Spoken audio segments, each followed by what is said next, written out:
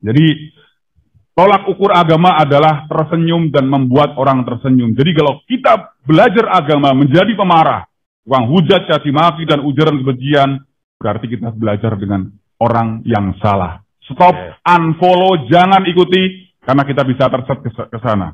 Itu mungkin. Assalamualaikum warahmatullahi wabarakatuh. Selamat pagi dan salam sejahtera untuk kita semua. Terima kasih atas kesempatan hadir di sini pada Badan Kesbangpol Provinsi Jawa Tengah. Terima kasih moderator, para narasumber, dan hadirin yang di ruangan maupun di webinar. Perkenalkan, nama saya, panggilannya Ken Setiawan. Itu nama yang kesekian kali, dan nama di KTP saya Kurniawan. Saya lahir di Kebumen, Jawa Tengah, tapi saya berdomisili di Bandar Lampung. Alhamdulillah tadi sampai sini acara pas mulai.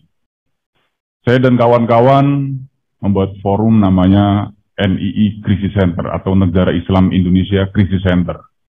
Kami semuanya para mantan NII dari latar belakang yang berbeda. Kami merasa punya tanggung jawab, karena dulu kita ngerekrut orang, kami sekarang berusaha untuk mengeluarkan kawan-kawan kita yang masih di dalam, karena sampai saat ini, kelompok ini masih ada, dan ideologi itu nggak akan pernah mati. Lalu kami juga punya tanggung jawab untuk mensosialisasikan permasalahan radikalisme ini kepada adik-adik kami, kepada masyarakat luas, bahwa ini fakta dan terjadi. Teroris itu bahaya, komunis itu bahaya, tapi radikalisme dan intoleransi yang merupakan pintu gerbang orang akan menjadi terorisme, ini yang kadang tidak disadari oleh masyarakat. Teroris bahaya dengan aksi bomnya, komunis jahat, tapi yang NII ini, yang radikalisme yang hanya baru terpapar di pikiran, memang mereka belum bicara mau ngebom. Namun orang-orang yang keluar dari sini, yang mereka seperti buah yang matang, dipetik oleh JAD, oleh JAT, oleh JI, dan kelompok-kelompok lain. Dan di sini bukan hanya akidah saja yang dirujak. Jadi kalau saya bilang ini tragedi kemanusiaan atas nama agama. Orang yang sudah bergabung dalam kelompok ini, hartanya dikuras habis, dimiskinkan atas nama infak, bernegara Islam, dirusak akhlaknya, yang tadinya taat kepada orang tua dan semua orang yang belum bergabung dalam kelompok dikafirkan. Halal darah dan hartanya boleh dibunuh, boleh dirampok, diambil hartanya. Dihancurkan masa depannya. Yang sekolah, yang kuliah, yang kerja, drop out karena aktif dalam kelompok ini. Jadi lengkap. Dimiskinkan hartanya, dirusak akhlaknya, dihancurkan masa depannya. Ini jahat, lebih jahat dari yang jahat. Nah, ini yang terjadi. Makanya kami yang sudah keluar, kawan-kawan kita suruh melawan. Banyak kawan-kawan kita yang keluar tuh yang stres, depresi, yang gila itu tidak sedikit. Karena merasa diteror, diancam mau dibunuh. Yang keluar ada yang merasa negara Islam salah. Karena ternyata ini tragedi kemanusiaan atas nama agama. Tapi Republik Indonesia katanya juga salah. Jadi ada yang nggak mau pakai agama, nggak mau aturan pemerintah, hidup seenak sendiri. Negara Islam salah, negara RI juga salah. Jadi banyak sekali juga masyarakat yang melihat putra-putrinya berubah, ditangani dengan cara yang salah. Tiba-tiba anaknya menjadi pemarah, orang tua dikafirkan, manggil dukun. Katanya ini anaknya kesambet di pohon yang besar di pojok sana. Disuruh mandi 7 rupa, dipotongin kepala kerbau, nggak sembuh. Akhirnya dipasung, dirumahkan, ada yang sampai stres, rambutnya dicabutin sampai botak perempuan. Ini banyak sekali kasus, mungkin karena rasa sayangnya kepada putri-putrinya, tapi dengan penanganan yang salah. Ini yang terjadi. Saat ini radikalisme sudah masuk di semua lini masyarakat. Tidak pandang sisi usia, pendidikan, bahkan yang di pemerintahan, yang di ASN, bahkan di aparat TNI Polri. Sudah ada oknum-oknum yang sudah terpapar di sana. Jadi mereka ini sudah sudah masuk ke semua lini. Jadi ibarat pemerintah itu memadamkan kebakaran, ada pemadam kebakaran. Ini yang dipadamkan adalah lahan gambut yang sudah merangsek kemana-mana. Kita sudah terancam, tapi kita tidak merasa terancam. Nah, ini masalahnya. Jadi mereka sudah ada di semua masyarakat, bahkan bukan hanya kalangan pelajar dan mahasiswa. Mereka masuk di kalangan pendidikan usia dini. Mungkin kalau masih ingat, mereka memplesetkan lagu Tepuk Anak Soleh. Islam, Islam, yes. Kafir, kafir, no. Banyak orang tua yang lapor ke kami, ke NI Crisis Center, Mas, anak saya nggak mau bergaul dengan sahabatnya yang beda agama. Kenapa? Dalam Al-Quran ada ayatnya, kalau berteman dengan orang kafir, nanti akan serupa dengan mereka. Jadi nggak mau bergaul. Islam, Islam, yes. Kafir, kafir, no. Islam sampai mati, tangannya di leher. Anak PAUD.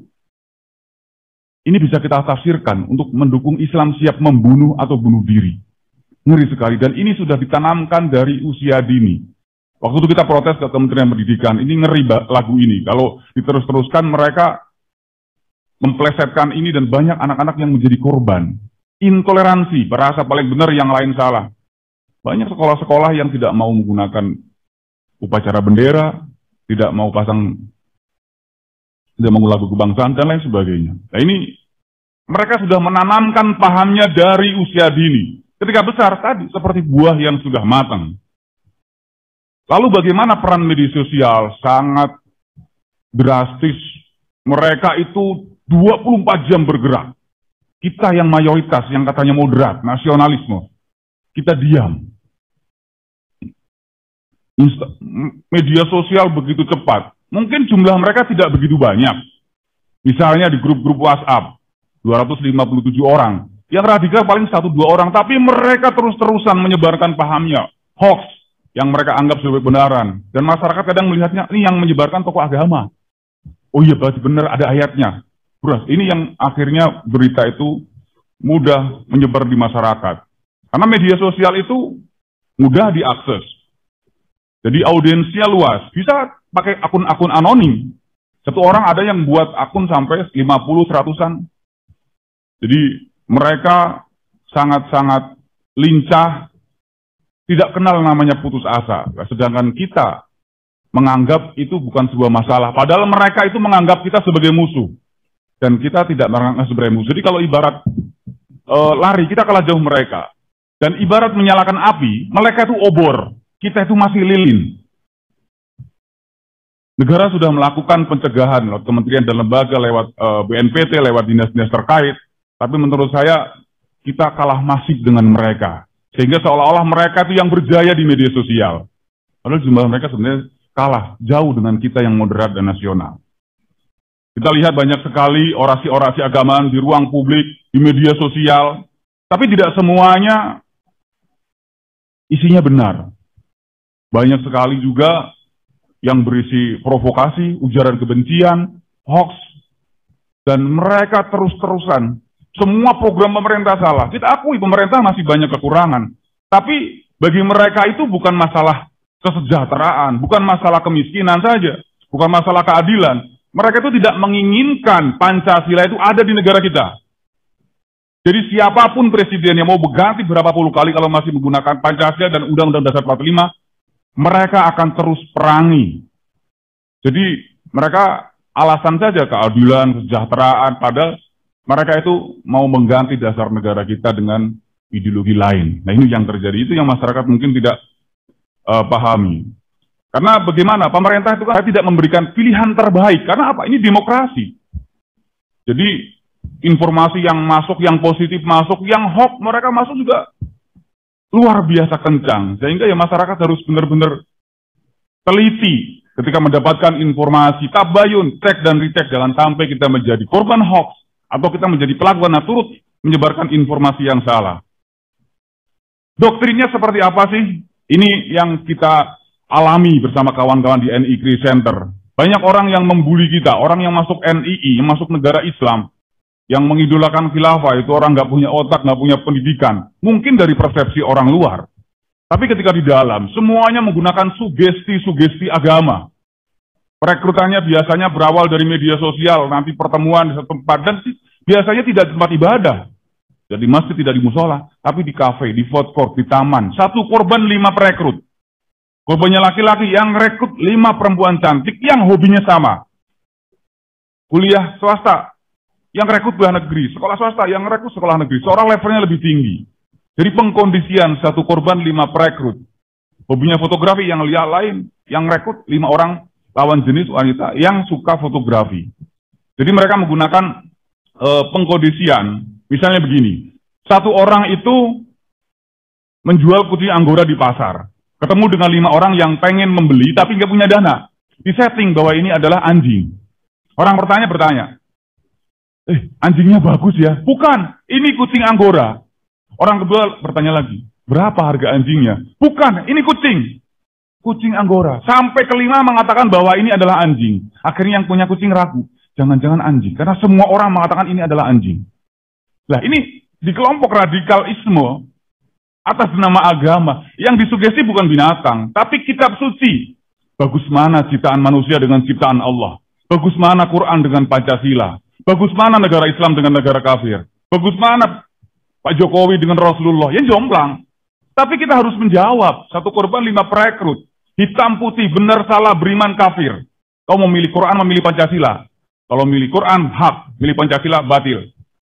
Jadi iman mereka, tauhid mereka adalah meninggalkan, menolak, dan mengingkari berhala yang mereka anggap sebagai Garuda Gepeng Pancasila. Jadi kalau kita masih meyakini Pancasila sebagai sumber dari segala sumber hukum, menurut mereka belum dianggap orang beriman, masih kafir. Dan untuk meyakinkan, ditanya calon korban ini, orang Islam sumber dari segala sumber hukum apa? Quran. Republik Indonesia sumber dari segala sumber hukum apa? Pancasila. Coba kau ucap sadar, tidak ada Tuhan selain Allah, tidak ada hukum selain hukum Allah. Kamu masih punya 2 sumber hukum, yang satu sesuai hukum Allah, yang satu melawan hukum Allah. Lah, kok melawan? Sekarang boleh nggak dalam Quran itu berzina? Nggak boleh. Boleh nggak minuman keras? Nggak. Bila minuman keras tersebar di toko, berarti pabrik-pabriknya diizinkan pemerintah nggak? Diizinkan. Berarti pemerintah melawan hukum Allah nggak? Melawan. Berarti kamu sekarang berada di sebuah negara yang undang-undangnya sesuai atau melawan hukum Allah? Melawan hukum Allah. Jadi satu korban 5 perekrut digiring. Mereka bertanya dan sudah tahu jawabannya, tapi diarahkan seperti itu. Memang anak yang nggak kritis, oh iya benar juga ya, benar juga. Pengkondisian sedemikian rupa.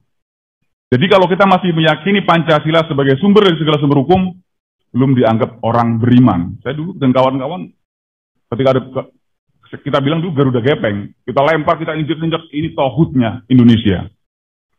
Jadi kita itu seperti buah apel, misalnya. Baru kita petik, bahkan masuk supermarket dibungkus aluminium foil. Steril. Tapi apel itu kita tenteng tiba-tiba jatuh ke tempat sampah. Apel yang steril berada di tempat sampah, kira-kira nilainya apel atau sampah?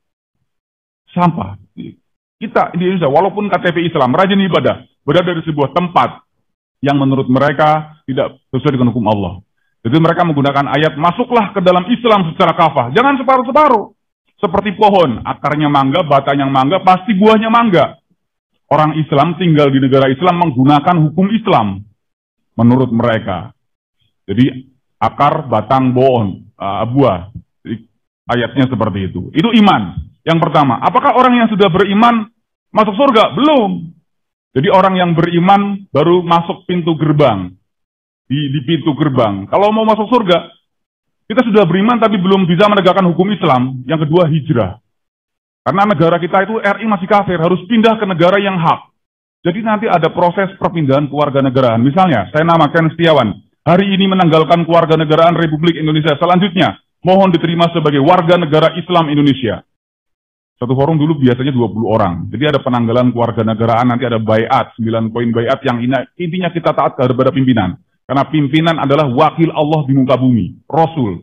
Mereka Rasul-Rasul baru. Rasul itu seperti seorang lurah, orang yang meninggal, jabatannya akan berlanjut sampai sekarang. Mereka menggunakan sejarah umatnya Nabi ketika diajak hijrah dari Mekah ke Yasrib, nggak mau. Wahai Nabi, saya nggak mau hijrah.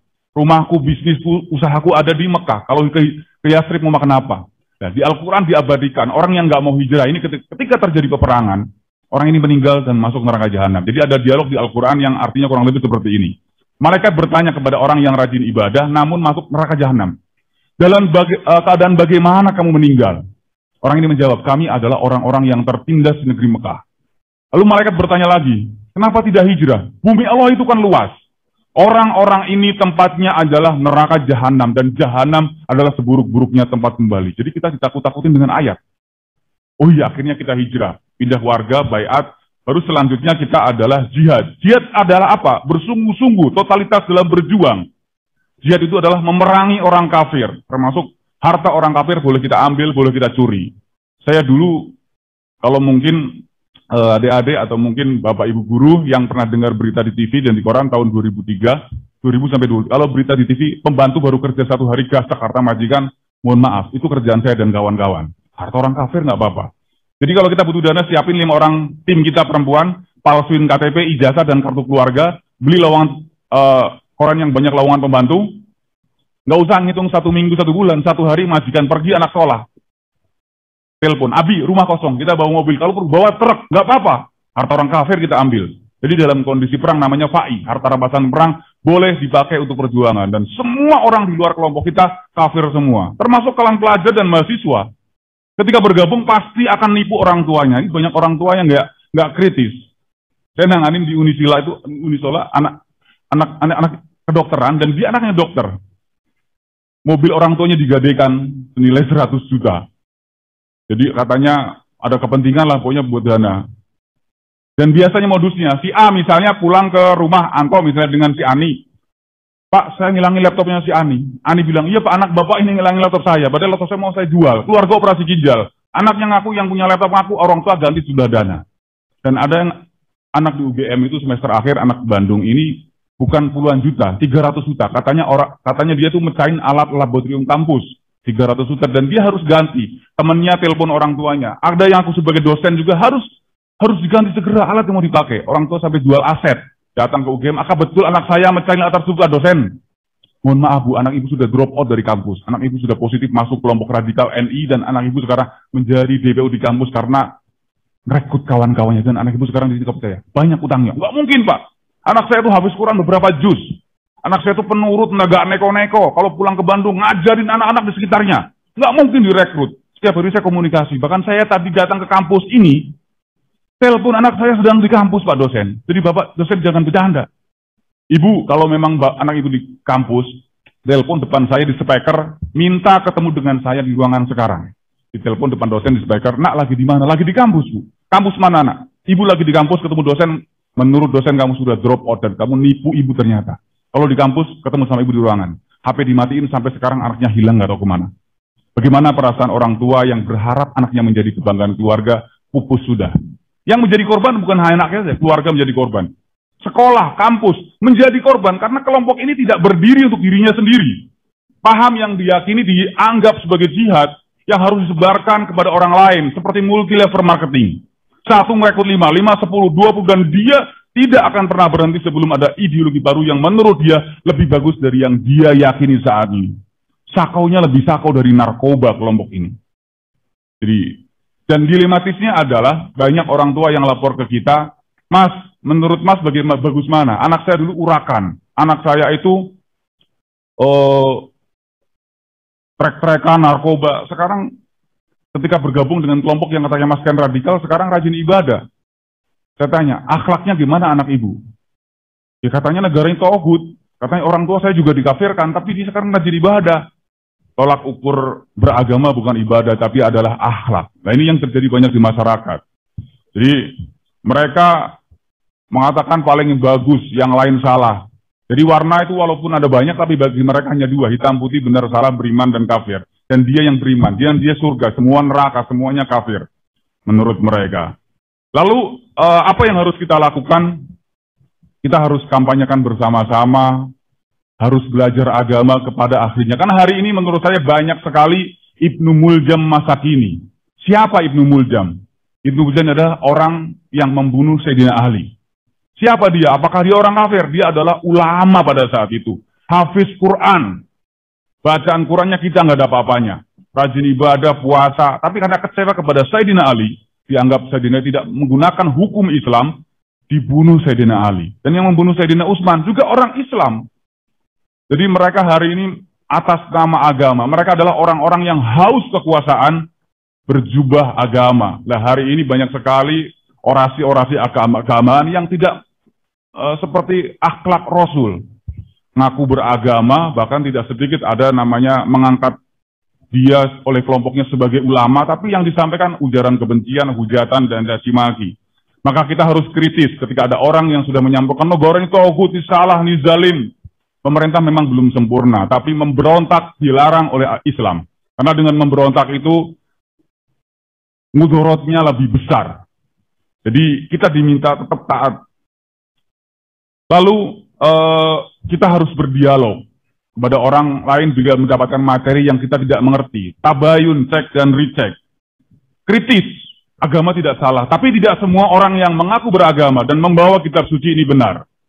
Jadi ini otokritik juga buat kita semua. Ternyata hari ini kita dihadapkan pada persoalan yang cukup pelik. Ancaman datang dari segala penjuru, bukan hanya radikalisme, narkoba, hoax, dan lain sebagainya. Namun memang radikalisme ini hari ini menjadi, apalagi mereka ini mengatasnamakan agama. Dan radikalisme sebenarnya tidak dimonopoli oleh satu agama apapun, karena di dalam ajaran agama manapun tidak ada yang mengajarkan radikalisme. Semua agama mengajarkan cinta kasih. Agama mengajarkan rahmat seluruh alam. Jadi mereka siap untuk merekrut masyarakat yang belum jadi korban.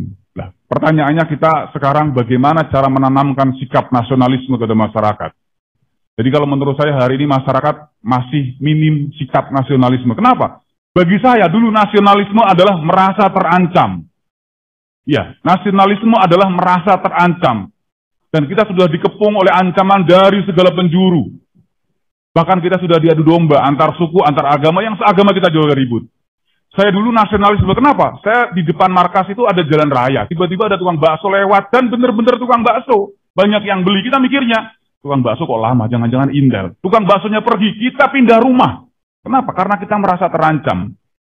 Jadi, kita harus waspada terhadap ancaman di sekitar kita, namun kita jangan sampai fobia terhadap agama. Karena kalau kita fobia terhadap agama ini ancaman baru. Saya beberapa kali di Semarang, di Undip, di UNES, saya tanya, siapa yang tidak boleh belajar agama di kampus? Banyak yang tunjuk jari. Kenapa? Takut direkrut kelompok radikal. Nah ini masalah baru, bila anak muda jauh dari agama akan dekat dengan kurikulum bebas, narkoba, dan lain sebagainya. Justru kita harus belajar agama supaya nggak kesambet namanya hantu radikalisme.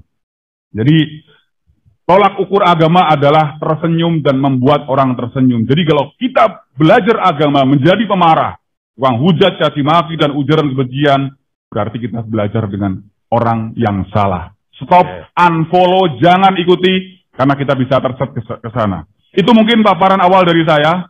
Bila ada salah, mohon maaf, waktunya kayaknya sudah kelebihan. Bila taufik wal hidayah, wassalamualaikum warahmatullahi wabarakatuh.